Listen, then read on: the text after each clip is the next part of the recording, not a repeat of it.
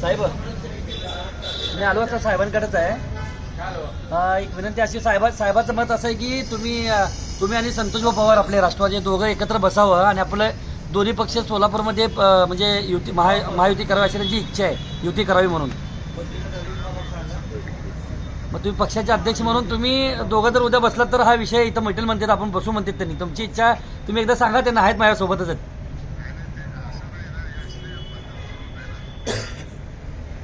मग आपल्या दोघांच्या आघाडीला काय अडचण काय आहे का साहेब?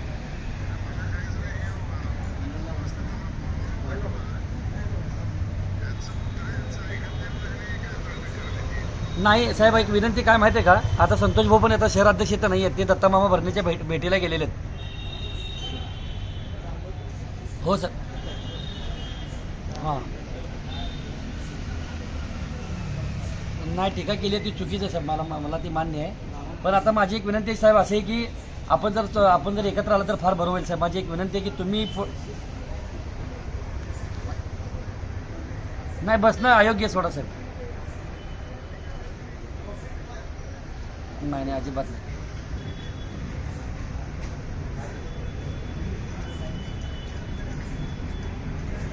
नाही ठीक आहे, ते अत्यंत चुकीचं साहेब, चुकीचं. ते चुकीचं साहेब, नाही असं नाही आहे. माझी एक विनंती अशी आहे.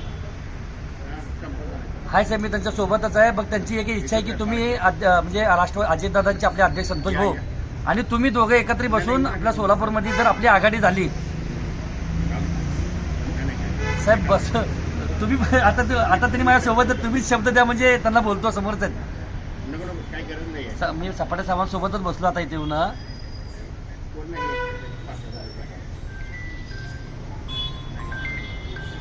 बर म्हणजे संतोष भाऊशी बोलायला तयार आहे. मग देऊ का साहेब फोन, बोलता का जरा एक मिनिट?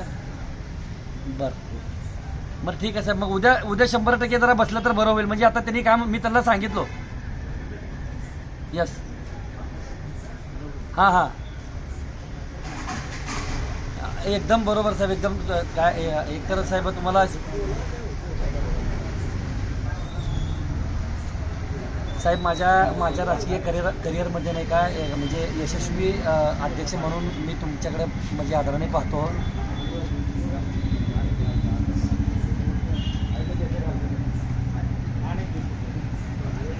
बरोबर आहे साहेब, बरोबर आहे. नाही खरं साहेब, माझी एक विनंती काय माहिती आहे का, आता साहेबांच्या पण बाबतीमध्ये त्यांची बी मानसिकता अशी आहे की आपण एकत्र आलं पाहिजे. तुम्ही आणि संतोष भाऊनी आता हा साहेब, मी आता काय करतो माहिती आहे का, मी ह्यांना आता इथनं म्हणजे ह्यांना उठवतो इथनं.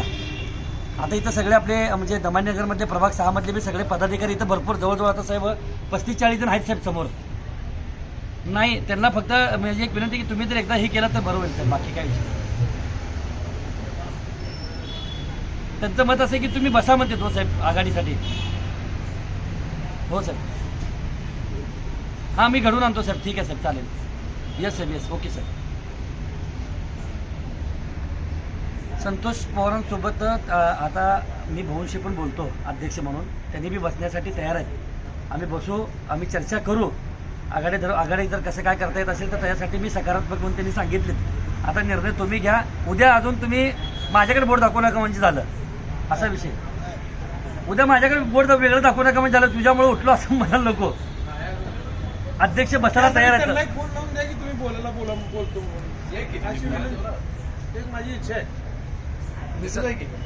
एक ज्यूस आणू आपण सोडायला लावू. एक गादीकर फोन लावून द्या, ज्यूस पिऊ, उठू. गाडेकर साहेबांचा मगा आमच्या फोन झाला, बोलणं झालं. काय केलं, सकाळपासून त्यांच्या कार्यालयाच्या बाहेर उपोषणाला बसले.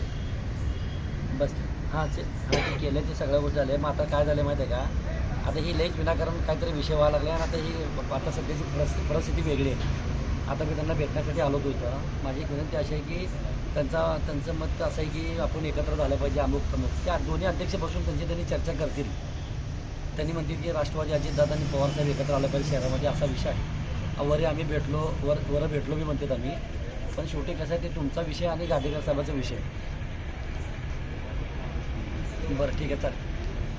हां ठीक आहे, करा. ओके. दत्ता मामासोबत आहेत त्यांनी. शेवटी साहेब तुम्हाला एक बोलू का, दोन्ही अध्यक्ष एकत्र बसलं तर त्यातनं काय तर मार्ग निघू शकते. दोन्ही अध्यक्ष बसतील, त्यांच्यात चर्चा की त्यांनी चर्चा करतील, करायचं नाही करायचं त्यांचा विषय आहे. वरनं जर आदेश आला असेल तर काही अडचण नाही, वरच्या आदेशाला कुणीही चॅलेंज करू शकत नाही, ही मी त्या मताच आहे.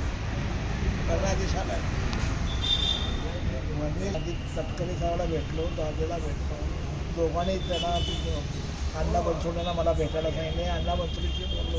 अण्णा बनसोडेचं बोलणं झाल्यानंतर पक्षाच्या आमच्या खासदाराला सांगितलं. फक्त हा टाळतोय